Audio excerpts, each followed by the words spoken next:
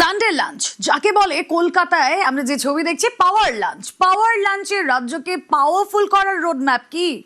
পাওয়ার লাঞ্চে কারা কারা রয়েছেন? স্বপন দাশগুপ্ত, তাপস রায় এবং সঞ্জীব সান্যাল। লাঞ্চে অর্থমন্ত্রী, শিল্পমন্ত্রী এবং পিএম এর আর্থিক উপদেষ্টা মণ্ডলীর সদস্য। এই পাওয়ার লাঞ্চের মাধ্যমে কি পাওয়ারফুল রোডম্যাপ তৈরি হচ্ছে?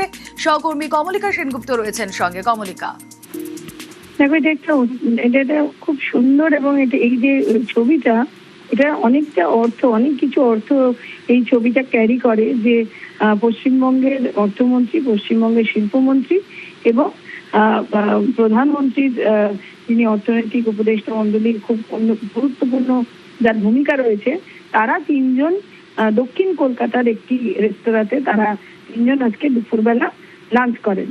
এটা দেখে তো অবভিয়াসলি তারা লাঞ্চ করছেন তিনজন একসঙ্গে, কিন্তু তিনজনের যা পরিচয় আমরা জানি, স্বপন দাশগুপ্তর সঙ্গে সঞ্জীব সান্যালের বহুদিনের পরিচয় এবং বহুদিনের তাদের মেলামেশা। কিন্তু বাংলার যে অগ্রগতি, যে যা নিয়ে এখন সবাই চিন্তিত এবং কেন্দ্র রাজ্য তারা সবাই একসাথে মিলে যেরকম এই রাস্তাটাকে আগে নিয়ে যেতে চাইছে, আজকে দুপুরবেলার এই যে পাওয়ার লাঞ্চ, অর্থাৎ এই যে তাদের একসঙ্গে খাওয়া দাওয়া, তাতে এই বিষয় নিয়ে অবশ্যই আলোচনা হয়েছে, যেটা আমরা জানতে পারছি সূত্রের মারফতে। এবং এই ছবিটা একটা খুব পজিটিভ বার্তা দিচ্ছে বাংলার জন্য, বাংলার এগিয়ে যাওয়ার জন্য।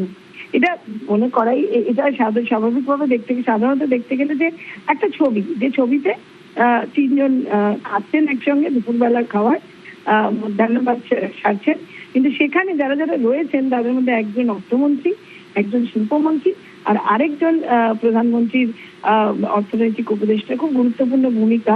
এবং অবশ্যই তাদের এই আলোচনার মধ্যে পশ্চিমবঙ্গ তো রয়েছে। আমরা জানি যে গত দুদিন ধরে সঞ্জীব সান্যাল তিনিও কলকাতায় আছেন, তিনিও নানান রকমের সাজেশন দিচ্ছেন এবং কিভাবে বাংলাকে এগিয়ে নিয়ে যাওয়া যায়।